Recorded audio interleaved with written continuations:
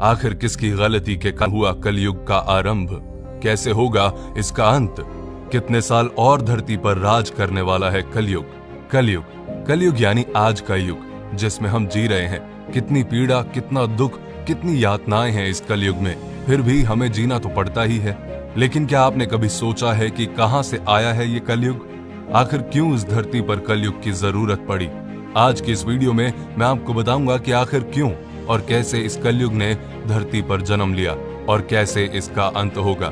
तो जैसे आपका दोस्त आपको जब कुछ बातें बताता है तो आप उसे सुनते हैं, वैसे ही आप मुझे अपना दोस्त मान ले, ऐसा मैं कहूंगा नहीं, क्योंकि मैं आपका दोस्त ही हूं। तो आखिर तक बने रहिए इस वीडियो में मेरे साथ और मेरी बात को ध्यान से सुनिए। हमारे पुराणों में 4 युगों का वर्णन किया गया है: सतयुग, द्वापर युग, त्रेता युग और कलयुग। कलयुग चौथा और आखिरी युग है।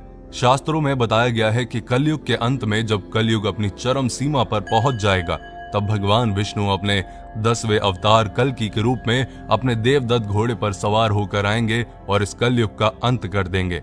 आखिर कलयुग होगा कैसा? हमारे पुराणों में बताया गया है कि कलयुग में पाप, अधर्म, घृणा, झूठ, अपराध आदि काफी बढ़ जाएगा। मनुष्य केवल 20 साल तक ही जीवित रहेंगे।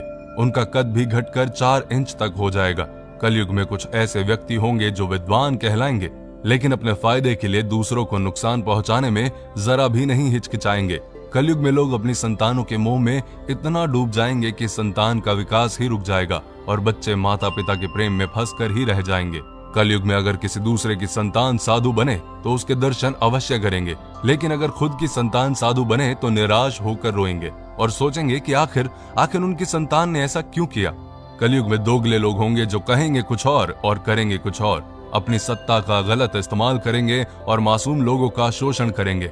कलयुग के लोग ऐसे होंगे जो अपने पुत्र और पुत्री के विवाह में बहुत धन खर्च करेंगे, लेकिन किसी गरीब को कुछ नहीं देंगे। और इनमें कई बातें हम अपने जीवन में सच होते देख भी रहे हैं। ऐसे में हमारे मन में सवाल उठता है कि आखिर इस कलयुग का आरंभ हुआ कैसे? तो चलिए जानते हैं। कलयुग की शुरुआत भारत के महान गणितज्ञ आर्यभट्ट ने अपनी पुस्तक आर्यभट्टियम में इस बात का उल्लेख किया है कि जब वो 23 साल के थे तब कलयुग का 36वां वर्ष चल रहा था। आंकड़ों के अनुसार आर्यभट्ट का जन्म 476 ईस्वी में हुआ था। गणना की जाए तो कलयुग का आरंभ 3102 ईसा पूर्व में हो चुका था। कलयुग का संबंध महाभारत काल से बताया जाता है। कहा जाता है कि जब महाभारत युद्ध के बाद पांडवों ने कौरवों को हराकर सारा राजपाट जीत लिया था, तब कुछ समय के बाद पांडवों को समझ आ गया कि इन सब चीजों की जरूरत नहीं है। इसीलिए सभी पांडवों की सहमति से युधिष्ठिर ने अपना सारा राजपाट त्याग कर राजा परीक्षित को सौंप दिया और द्रौपदी के साथ सभी पांडव मोक्ष की प्राप्ति के लिए हिमालय की ओर चले गए। बस तभी से कलयुग का आरंभ शुरू हो गया। राजा परीक्षित बड़े ही कुशल और दयालु राजा थे। उनके शासनकाल में उनकी प्रजा को कभी भी कोई दुख या कष्ट नहीं हुआ। एक बार राजा परीक्षित एक नदी के पास से गुजर रहे थे। उन्होंने देखा कि नदी के किनारे एक गाय और बैल आपस में बातचीत कर रहे हैं, लेकिन कलयुग उनको दुखी कर रहा है। राजा परीक्षित ने बैल के रूप में धर्म और गाय के रूप में पृथ्वी को पहचान लिया। कलयुग के द्वारा गाय और बैल के ऊपर होने वाले अत्याचार को राजा परीक्षित सहन नहीं कर पाए और उन्होंने अपनी तलवार निकाली और कलयुग को मारने के लिए आगे बढ़े। राजा परीक्षित का क्रोध देखकर कलयुग कांपने लगा। कलयुग भयभीत होकर अपने राजसी वेश को उतार कर राजा परीक्षित के चरणों में गिर गया और क्षमा याचना करने लगा। राजा परीक्षित ने शरण में आए हुए कलयुग को मारना उचित ना समझा और उससे कहा, कलयुग तू मेरे शरण में आ गया है, इसलिए मैं तुझे जीवन दान दे रहा हूँ, लेकिन अधर्म, पाप, झूठ, चोरी, कपट, दरिद्रता आदि अनेक उपद्रवों का मूल कारण केवल तू ही है। तू मेरे राज्य से अभी निकल जा और फिर कभी लौट कर मत आना। परीक्षित की बात को सुनकर कलयुग ने कहा कि पूरी पृथ्वी पर आपका निवास है।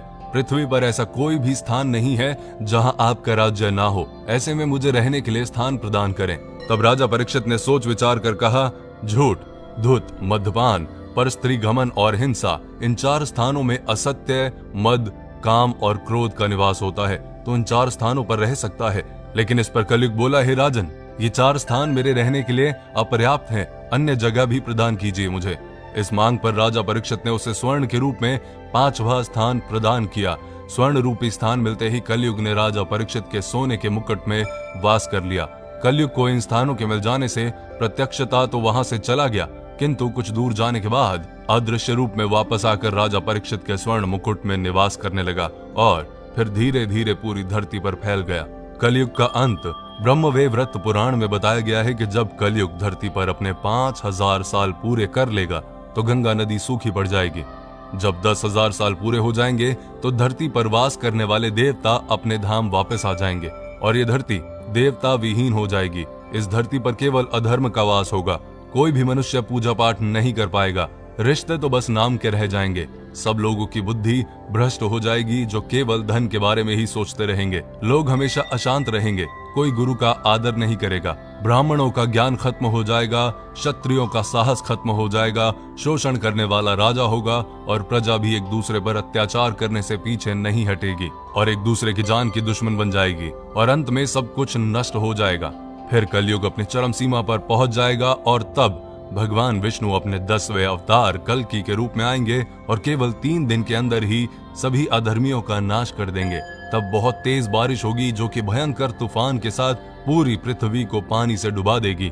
उसके बाद आकाश में एक साथ 12 सूरज उगेंगे और जिसके प्रकाश से धरती का सारा पानी सूख जाएगा और फिर से एक युग का जन्म होगा। कितने साल बाद होगा कलयुग का अंत? शास्त्रों में बताया गया है कि धरती वासियों का 1 साल देवताओं के 1 दिन के बराबर होता है। एक संक्रांति से दूसरी संक्रांति को एक सोलर मास कहा जाता है। ऐसे 12 सोलर मंथ का एक सोलर वर्ष होता है जो देवताओं का 1 दिन और रात होता है। सतयुग को 4800 दिव्य वर्ष का बताया गया है। त्रेता युग 3600 दिव्य वर्ष का था।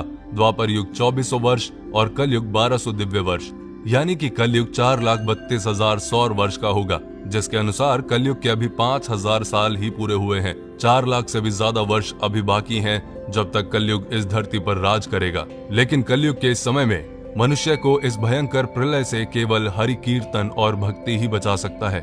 तो अपनी लाइफ में ध्यान रखिए कि दूसरों को दुख देने से कुछ नहीं होगा। भक्ति में ही शक्ति है। भजन करें, कीर्तन करें, दूसरों की हेल्प करें, अपना ध्यान रखें और अपनों का ध्यान रखें।